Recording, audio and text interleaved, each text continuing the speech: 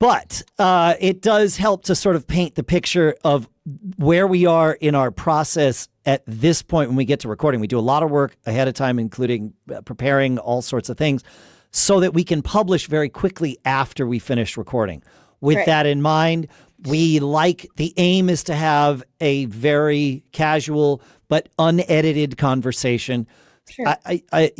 We're live streaming this, so if you say something you didn't want to say, I can edit it out of the thing. But if somebody listening is, they hear it too. Hey, everybody. So we have some sponsors for this episode. I will I pre-recorded the sponsor reads just to make sure I get them right.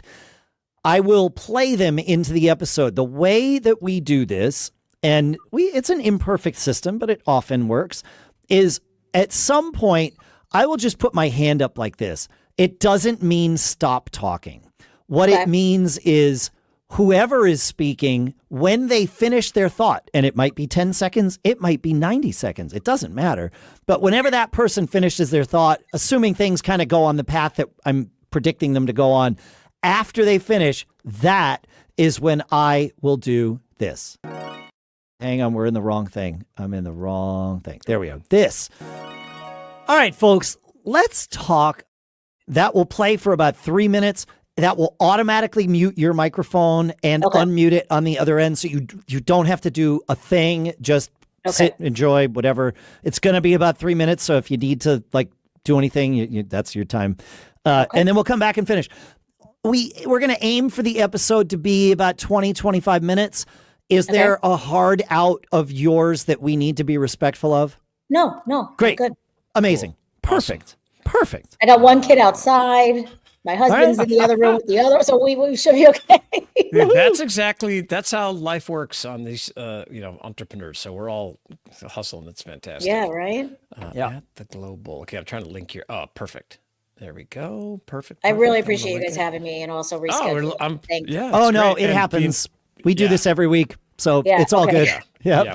We have plenty of stuff to talk about. So that's true. Yeah, last week we had to come up with topics, and I think as we did, we came up with more topics than we had time to talk about. So it was all good. Yeah, you didn't have another guest. I really screwed up. No, guests we rarely have guests. Yeah. Guests are rare here. Yeah. We only have maybe a guest once a month. We used to always have guests. Every show was a guest, but then every other podcaster started doing that. So we just, we like to invert and do things differently. Yeah. So we just typically have us, and we pick typically one guest a month that we come on, and then it's great. Yeah. I'm honored. Thank you. Cool. Yeah. We've been doing this for a long time. This is our 10th year. Yeah. I did my looking up too. So this is amazing. Okay. Why cool. won't that post? I'm just posting this right now. It's going to work. Yes. Did it work? Maybe. All right, great. Yeah, it worked. Good enough. Awesome. Okay. Yeah, perfect. Sounds great. I'm ready anytime. I'm ready to rock. Yeah, let me get this out of the way. Get that where it's supposed to be. All the right buttons pushed. Sure. But wait. So it's Erica, and your middle name is? It's Beth. Beth. Got it. Beth. Okay, let's make sure. Beth, yeah, my parents spelled it funny. That's okay. Good for them. That's good. Yeah. Good for you. Smart. I don't know. Yeah. That's awesome. Is it a family name? Was there a reason? No. Okay. Right. No reason. They didn't want anyone to think it was Elizabeth, which I think is hilarious because why would anyone have an abbreviated middle name? So I don't know. There you go. Huh. That's true. Yeah. My middle name is Lawrence, and no one has ever called me David Larry. Yeah. Right. No, even though my dad and grandfather, their first names were Larry or Lawrence, and they went by Larry. Yeah. So yeah. Nobody's ever had that confusion. But hey, whatever. It's all fine. Doesn't really happen. Everybody's confused about my name, so it's okay. We're good. You got it. Oh yeah. Take advantage of it. Yep. Yeah. That's good. All right. Cool. Okay. I'm gonna put this up here. I will pop that off at some point. Okay. Let me do this. And here goes nothing. There's something weird going on with sound on my computer today, but I think we're going to just make it through. Oh, I bet this isn't going to work. Oh, look at that. You should have taken that bet, Shannon. You're awesome. I didn't have time. I know. Yeah, that was too quick. It was. Well, you know, you got to be quick around here. Okay. Nice. Now I don't know why that worked, but okay. All my theories about my sound issues that are happening over the last 2 days are out the window. Here goes 598. Here goes nothing. Business Brain, episode 598 for Wednesday, November 13th, National Hug a Musician Day, 2024.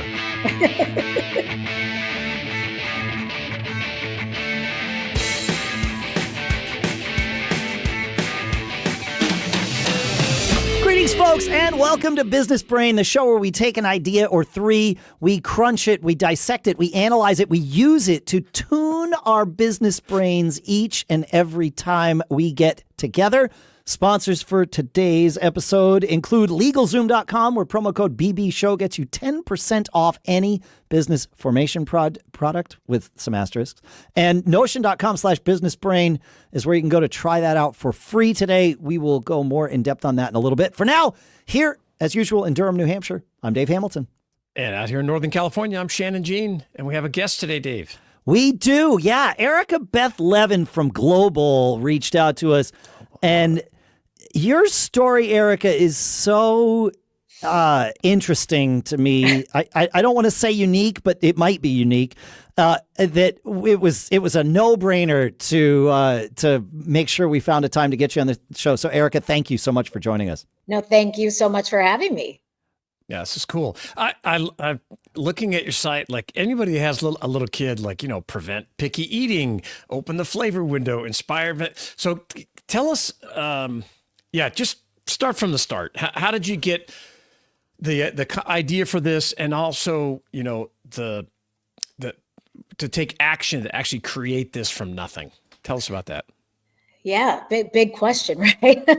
And like you said on the websites, basically trying to fix all these fears that parents have. Having a picky eater is a very universal fear for parents, I think. No one wants to go to a restaurant or not be able to go to a restaurant or go and not be able to find anything for their kids to eat, or have a bag full of, PBJ pies, which is what I used to have to make, like cut them out into little pies. Yes. So yeah, I just have a very picky first kid, and I was very hesitant to give him texture, flavor, spice, as he was eating his first solids. And so with our daughter, we just said, you know what, we don't want to make that mistake again. My son has been eating probably chicken nuggets, a piece of Havarti cheese, and raspberries for dinner every night for the last 5 years. I mean, Exactly. It is I got it. painful. And so our daughter, we gave her coconut curry as her very first food because that's what we were having that night. And I'm like, people all over the world, they don't go buy frozen chicken fingers. They don't go buy frozen, like pizza. They feed their kids what it is that they're eating. What are we doing here? And so that's kind of how we got the start with our daughter. And she loved it, by the way, because why wouldn't she, right? It tastes amazing, especially after only having eaten breast milk or formula. And so we just kept giving her all the food. We gave her saffron that week, like all the flavor. And she just kept eating it and loving it. So I realized, we're on to something here. I introduced her to allergens early, both of them actually, because I wasn't messing around with. Big deal. And I just realized that all over the world, kids are just eating food that's chock full of allergens, and they're not stripped out. It's just how it is. So smart. So Yeah. smart. Yep. Thank you. Well, and they don't have the food allergies that we do here. I'm not saying it's totally non-existent, but it is far, far less. So that's okay. So makes that's, sense. So I get we fed that our daughter shellfish during her first year, and then found out that you shouldn't have. But it was like, well, it worked. It's all good. Yeah. Then she's fine, right? Of course. Totally. Totally. Exactly. Yeah. So that I get, like, okay, we're going to do this or that, but the step from, okay, I'm making this for my kid to now I'm going to create a business. It's a massive step. Where did the impetus and the discipline to take that next step come from? I mean, I was nervous because I've never done a product. I will say I'm a kind of a serial founder, though. I am on my third company. So I had said after the last company, I'm not building another company again. Unless famous I am last words. That's a lie. No, I need stability. Never happens. Famous last words, exactly. Yeah. So I'm not convinced that being an employee is stability either, though. No, it's not. You're right. No. Job security today is not, it's really not there either. So, do what makes you happy and what makes you feel like you're doing what you're supposed to be doing. And that's what I said with this company. I said, whatever comes next, it has to be something I'm basically absolutely called to do. It has to mean everything to me. I have to be super passionate about it. Otherwise, I don't want to do it again. Yep. And, but this was that company. And I think a lot of it came from being inspired by my own children, like that really deep rooted passion, my passion for all things food. I mean, everything I've ever done in my life since I was 21 years old has been somewhat in or around food. And so there's just so much. And it was also during a time, COVID time and quarantine where you can't leave your house. So how do I bring the world to my kids, right? I don't want them thinking this is it, Sure. And so we were able to do that through food. And food is just such a huge part of my family traditions. And we're Jewish and Italian. And so, basically we're all crazy, but love food. So, being able to, tell the stories about our family through food and, continue certain traditions through food, like it all meant a lot to us. And so, well, here we are. Yeah, that's great. And so what were some of the first steps you did on this journey to see if it was even viable to start a food, business? Yes. And how did you go about that? So I knew a few things. I knew that I knew how to do like the foundational basics of building a company. I can raise money. I can write a plan. I know how to market, but I didn't know how to create a product, obviously, nor did I know that I'd be, calling overseas to try to find glass jars with the proper, there's all this language I didn't know before. It's like 5/8 inch lug neck gold cap. What? I didn't. So, just a lot of things I didn't know. So the smartest thing I think I did was really surround myself by people that know it better than I do. And just having been in the startup world for so long, I did have a lot of connections to people that even if they weren't in CPG or didn't know, consumer goods, they knew someone that did. And so I was able to really surround myself with a very, very strong advisory board. And it wasn't hard to sell it because the idea made sense to so many people. Like, why are we feeding our kids differently than everywhere else in the world? Why aren't they eating what we eat? Why are we stripping the food into, mushy purees that are stripped of allergens, texture, flavor, spice in single-use plastic pouches? Why is that what we're doing? Yeah, that's so true. It made sense to a lot of people. So it was easy to kind of have those conversations and start to move forward. That's great. I love it. Absolutely amazing. What were your other businesses before this? Just so people can understand kind of your. I'm definitely an accidental entrepreneur. I did not intend to do any of this, but my first company was an online magazine for women, and this was pre-digital publications. I mean, there might have been a digital component that was, augmenting the hard copy, right? But nothing was fully online yet. And so I created basically a guide to Chicago for people like me, single cosmopolitan women that wanted to know how to take advantage of their city, maybe meet other women and make friends. And so we were able to take this online community offline and garner some amazing, advertisers through that because they were able to reach this woman from a 360-degree angle, right? Online, through our newsletter, and then offline at real world events. And so that was an 8-year. Yeah. Oh, wow. Yeah. Okay. So it was good. And then I was tapped to launch and run the Chicago market for a new startup. So I didn't found it, but I was one of the founding employees. It's not altogether different when not at all. No stability. Right. Yes. Same problem. Yeah. Interesting. So I did that. And that was a restaurant technology system. So reservation system. And that actually was called Reserve. It sold to Resi. So it was an interesting experience to kind of work for a venture-backed business and then also see it through, to kind of the end. And then I had my baby when I was working at this, venture-backed startup. There was never a woman at the company to have a baby, right? It was so new. And we were all navigating that together. And I just, after being out until 10, 11 o'clock at night, schmoozing as like an 8 and 9 month pregnant woman, I was like, I'm done. Like, let me stay home for a little bit and figure out what comes next. And so it was as if like the stars sort of just like aligned. And I was, so many people reached out to me to help them with their startups. And so I just kind of started consulting for a while until I figured out what was next. And one of those consulting gigs did turn into like a 5-year job. Of course. Real job. Yeah. Makes sense. Yeah. And that's great. Yeah, and I did that. I was a hospitality consulting company, so again in the food space, in the hospitality world, and I've also been a food writer for 15 years. So I definitely know food. I'm a cook, but not a chef. So that all helped. That's really cool. And like I've sold products my whole life, but food freaks me out. I don't know anything about how you'd sell it, how you go about doing it. Is there? And I love, using your existing network, reaching out to surround yourself with people that know more than you do. We talk about that all the time, board of advisors. Yes. Are there some common mistakes that people trying to get into the food business make that, you were able to kind of navigate around to help your success? Probably a lot, right? Including myself. I would think so. What I would say is like one of the first questions to ask, this is after you really decide to move forward, know that you have the ability to do it, you have the finances to do it and all of that. Yeah. You got to decide, are you going to manufacture this stuff yourself? Are you going to have, or, are you going to have a cottage business and get the licensing you need for your own home? Like, and sure. Be able to that's not the business I wanted. I really want to create the biggest and best baby food brand out there because our kids you want to scale it, right? Yeah. Yes. Absolutely. Yeah. All right, folks, let's talk about protecting our businesses. And I'm not talking about buying a magic shield or hiring a troll to guard the front door.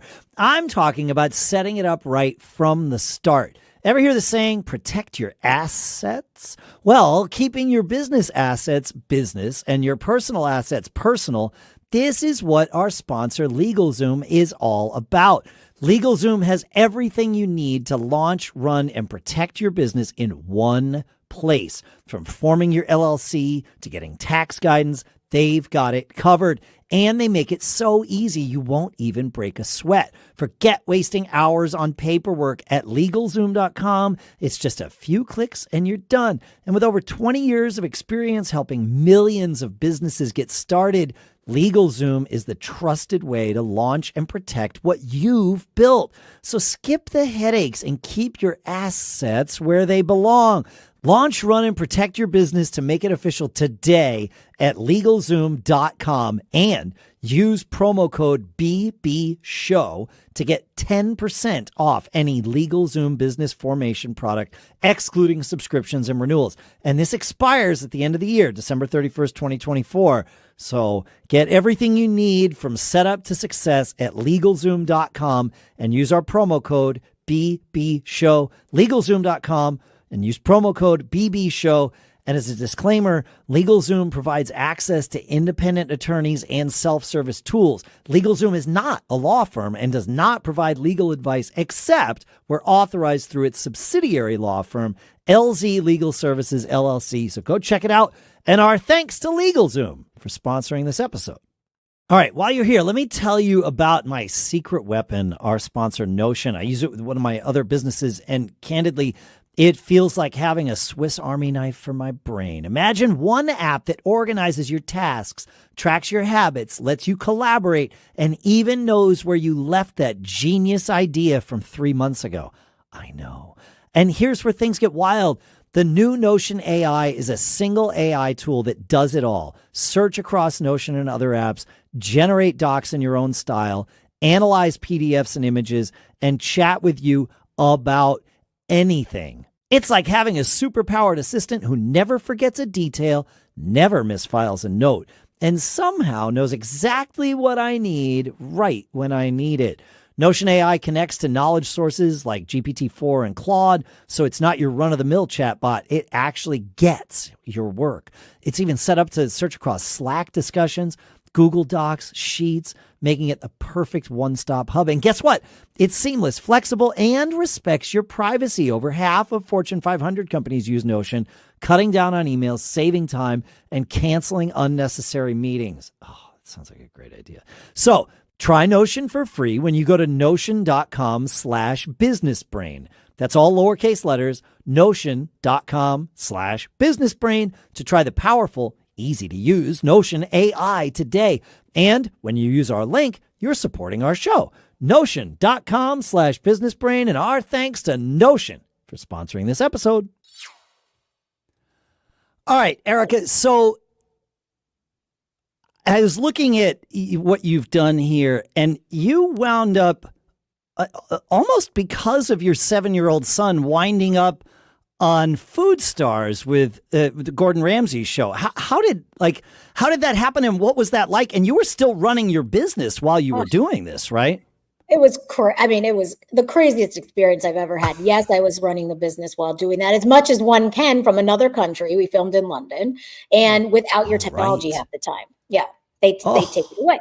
So it was very challenging. Right. But, yes. How did that work? Right. Because you're supposed to be isolated from the world, right? So to some degree, we were able to communicate with our families, right? This isn't Love Island where we're stuck on an island. Survivor. Right. Yeah. So we're definitely all professionals that, need access to our businesses and things like that. But they did take our phones and our computers when we were doing these challenges. So we didn't have access. That makes sense. Sure. Although I did use the production phone to always call my kids. I talked to them every day. But luckily I hired someone in December. I left in February, but I'd hired her before any of this came to be. And she really kept everything afloat while I was gone. Not only afloat, but thriving afloat. She really, thank God, her name's Joanna, and I am the luckiest person in the world to have found her. But it was very hard because you're trying to, and I was the only mom on the show.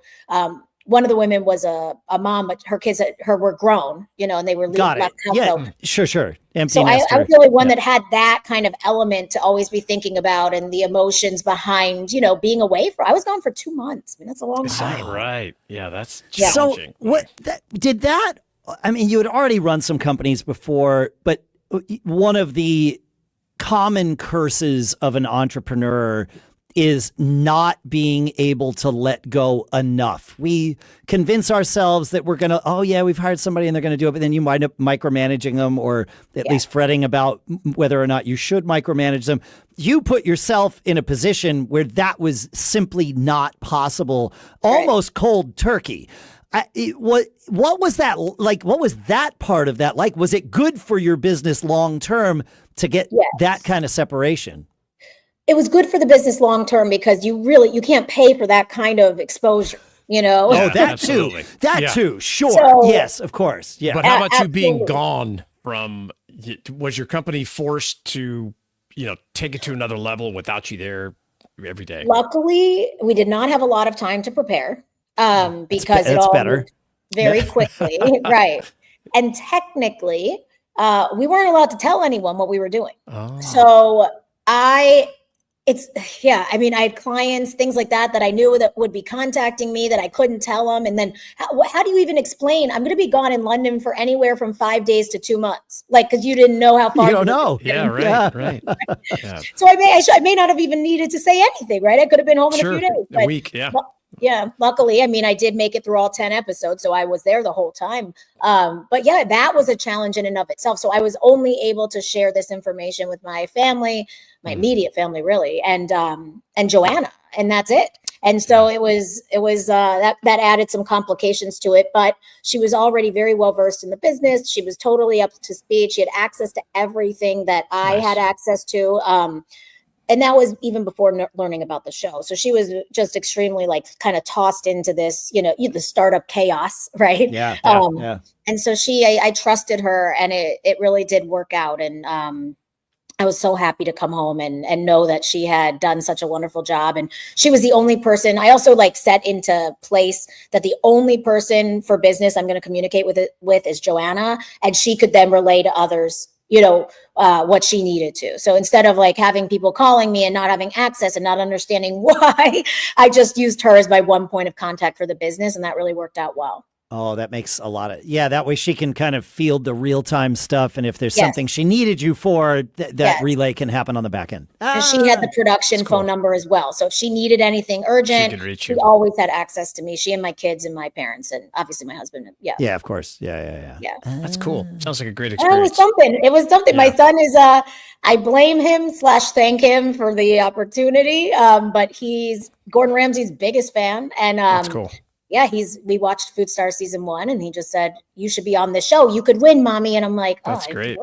It wasn't exactly in my thought process, but he made me apply. So he watched me over my shoulder do it because I hadn't done it. He checked in months later. He goes, did you ever hear back from Gordon? And I'm like, oh, I didn't actually apply. So he sat there with me, watched me do the application. And then I was the last one cast. I was like, they were almost done, if not done. And they, moved it forward, and I was on a plane literally like a few weeks later. I mean, it was very crazy. So at some point you'll get to you'll get to reverse roles when he goes to apply for college. You'll sit over his shoulder and make sure he does his thing. Yep. Oh, I will. He knows mommy's moving with him too, and I'm gonna be like, I'll get my own room in the dorm. Don't worry, I won't sleep in your room with you, but I'm going. That's true. Well, good luck with that. Thanks. Yeah, I know. He says it's okay because he's only 8 now. Right. But he'll change his tune in a few years. Yeah. That will change probably. I'll relish in it now, though, that he still wants. It's perfect. Absolutely. I have a question about structure. So are your, I see you're at Amazon and you sell online and Thrive, and then you get in other stores throughout the country.